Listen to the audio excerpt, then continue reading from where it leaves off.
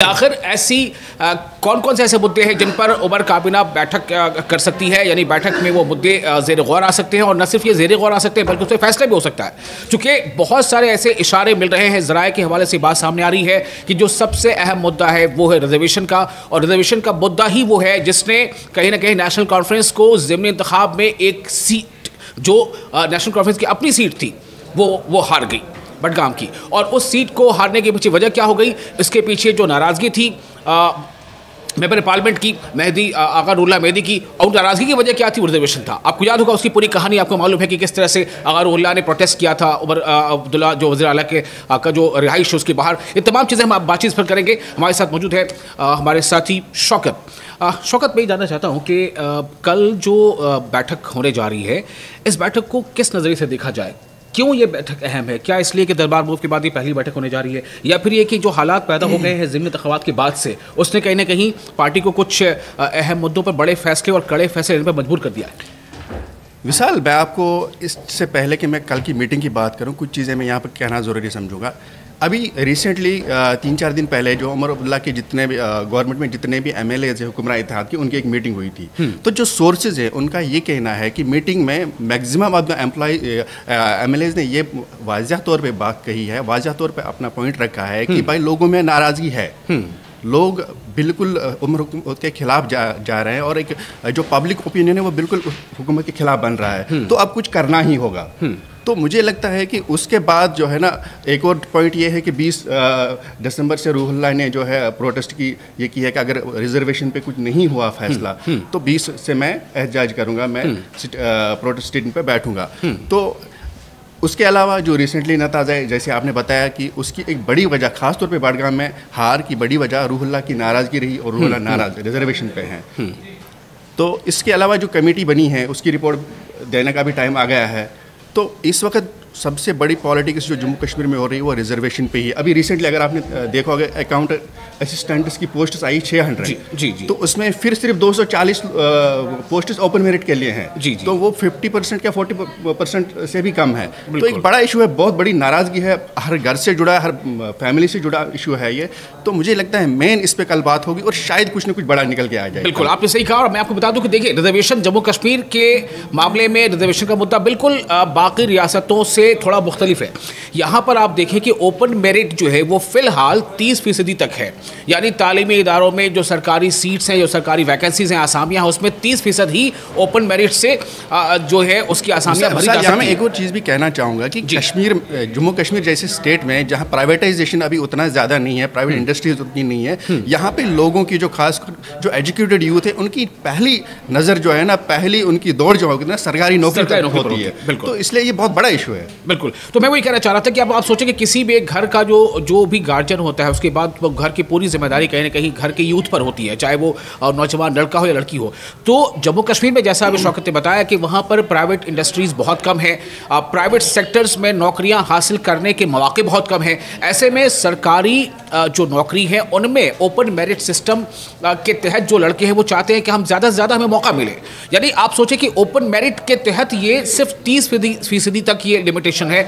इसको बढ़ाकर ऐसे ज़राए के हवाले से खबर है शौकत, ज़राए से खबरें आ रही हैं कि एक प्रपोज़ल जो आया है उमर अब्दुल्ला के सामने, या यूँ कह लें कि वज़ारत आला जो है उसके सामने, वज़ारत के सामने कि इसको बढ़ाकर 30 से 40% किया जाए। मैं आपसे थोड़ा सा इस पर जानना चाहता हूँ शौकत कि रिजर्वेशन का ये मुद्दा कितना है, ये कब से चला आ रहा है, क्यों ऐसा लगता है कि इसी मुद्दे ने कहीं ना कहीं आगाज़ रूहुल्लाह मेहदी को प्रोटेस्टर्स के साथ कदम से कदम मिलाने और वज़ीर आला के रिहाइश के बाहर तक पहुँच करके इसके खिलाफ आवाज़ उठाने में जो है वो कारगर साबित हुआ? ये रूहुल्लाह की एक चीज़ मैं आपको पहले बताऊंगा कि वो अक्सर अपने पॉइंट बेबाकी से रखते हैं। जब वो नेशनल कॉन्फ्रेंस में थे, जब 2019 का हुआ, जब 5 अगस्त 2019 का फैसला हुआ, उसके बाद भी वो थोड़ा सा नाराज़गी दिखे, खुल के एनसी के खिलाफ, अपनी पार्टी के खिलाफ बोल रहे थे। तो उनका ये है कि जो इशू है वो अपना पॉइंट खुल के रखते हैं, उसमें पार्टी लाइन नहीं देखते हैं जी। तो उसके बाद जो चूंकि ये बड़ा इशू है, हाँ। और बहुत सारे स्टूडेंट डेलीगेशन उनके पास चले गए, तो उन्होंने फिर ये हुआ उनके क्या, मुझे लगता है एक प्रेशर जो बना एहतजाज के बाद, उसके बाद कमेटी बनाई गई, ठीक है। तो उसके बाद जो है बात यहाँ पे आ गई कि अब हाँ। इतना बड़ा इशू नहीं। मुझे एक चीज़ यहाँ एक और कहना चाह रहा था मैं, हाँ। कि इस मामले पे मुझे लगता है कि पार्टी लाइन से ऊपर उठ के सबको सोचना चाहिए। ठीक है, ठीक है, मुझे लगता है दो इश्यूज इस वक्त कश्मीर में है जहाँ पे पॉलिटिकल पार्टीज को पार्टी लाइन से ऊपर उठ के फैसला करना चाहिए, क्योंकि ये वो इश्यूज हैं जिस पे पॉलिटिक्स नहीं होनी चाहिए। ये लोगों से जुड़ा, हर घर से जुड़ा, एक वो रिजर्वेशन का है और रेगुलराइजेशन का है। बिल्कुल। और इसके अलावा शौकत कुछ और मुद्दे हो सकते हैं जो अभी आपने कहा कि रिजर्वेशन वाले मुद्दे पर बात तो होनी ही होनी है, जो कि बहुत हद तक इम्कान, जैसे मैंने पहले बताया आपको, कि कहीं ऐसा ना हो कि नेशनल कॉन्फ्रेंस जो पार्टी है बरसर जमात वो टूट का शिकार हो जाए, बिखराव का शिकार हो जाए, क्योंकि आगा रुहुल्लाह मेहदी ने उस हद तक जाकर के अपना मौक़िफ़ पर वो कायम रहे कि बडगाम की सीट भी नेशनल कॉन्फ्रेंस के हाथों से जाती रही।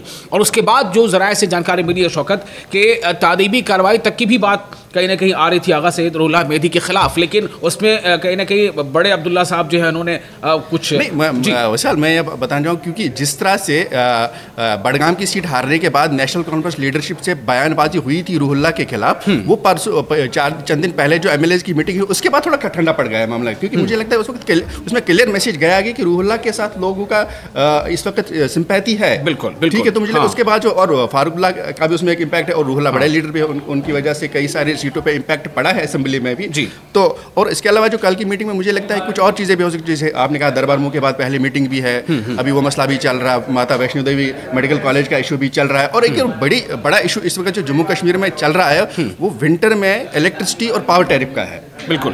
तो ये मैं बताना चाह रहा था कि रिजर्वेशन वाले मुद्दे पर तो बात होनी है। बहुत हद तक इस बात के आसार है कि कोई बड़ा फैसला आ सकता है। जो ओपन मेरिट के तहत जो कैप है 30% का, इसमें खातिर खा इजाफे का फैसला लिया जा सकता है। ऐन मुमकिन है कि इसे बढ़ाकर 40% या उससे ज़्यादा भी किया जाए। मैं ये कह रहा हूँ कि ऐसा हो सकता है, ज़राए से खबर आ रही है। और साथ ही साथ ये भी खबर आ रही है कि आपको बता दें कि इसके अलावा जो मुद्दे अहम है, जैसा अभी शौकत जिक्र कर रहे थे, इसमें जो है बिजली रिजर्वेशन के साथ साथ मौसम सरमा की तैयारी समेत अहम मसाइल हैं जिन पर बातचीत होनी है।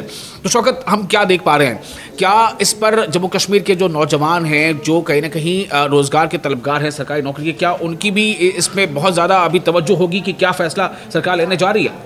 अब बिल्कुल, अभी तो हर एक की इंटरेस्ट है। मुझे लगता है पहले ऐसी कैबिनेट मीटिंग है बहुत सालों बाद जिस पे इतनी नज़र है लोगों की, इतना बेचैनी बेसब्री से इंतज़ार कर रहे हैं कि क्या आएगा। और चूँकि पॉपुलेशन ही नौजवानों की ज़्यादा है तो जाहिर सी बात है नज़र तो ज़्यादा होगी ही नौजवानों की, और रोज़गार तो बहुत बड़ा इशू है।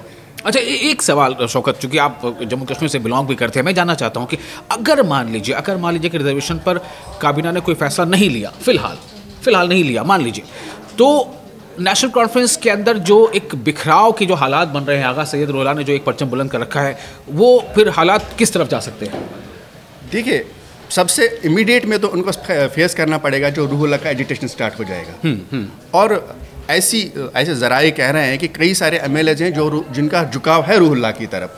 तो मुझे नहीं लगता कि NC को इस इशू को बढ़ने देना चाहिए, क्योंकि उसका अगर रुहुल्लाह से टकराव और आपस में रस्साकशी का उन्होंने खमियाजा भुगता है अभी रिसेंटली। बिल्कुल। तो मुझे लगता है कि नहीं देना चाहिए उनको, इसको बढ़ने नहीं देना चाहिए, और ये बड़ा इशू है और इसको हल करना चाहिए। वन टाइम इसको हल किया ही जाना चाहिए। और मुझे लगता है इसको पॉलिटिक्स और पार्टी लाइन से डिफरेंट होकर इनको देखना पड़ेगा अगर इनको पार्टी बचानी है और अपनी साख बचानी है। चलिए, बहुत शुक्रिया शौकत। तो हम उम्मीद करते हैं कि जैसी उम्मीदें जम्मू कश्मीर के नौजवानों को है और जो ज़राए से जानकारी मिल रही है, चूँकि जो ज़ैली कमेटी बनाई गई थी, ज़ैली कमेटी बनाया काबीना, उसमें भी इस पर काफ़ी गौर खौज हुआ है। और कल 9 बजे से इस पर जो चर्चा कैबिनेट की बैठक होगी, तो बहुत कम वक्त रह गया है कि क्या वाकई रिजर्वेशन को लेकर के कोई बड़ा फैसला सामने आ रहा है, और क्या ये फैसला न सिर्फ ये कि जम्मू कश्मीर के आवाम की सो कॉल्ड जो नाराज़गी की बात की जा रही है, वो नाराज़गी भी दूर कर सकती है और साथ ही साथ पार्टी को बिखराव से भी बचा सकती है नेशनल कॉन्फ्रेंस को। क्या ऐसा मुमकिन है? क्या कुछ होता है, देखना अहम होगा। आप बने रहे News 18 JKLH social media platform के साथ।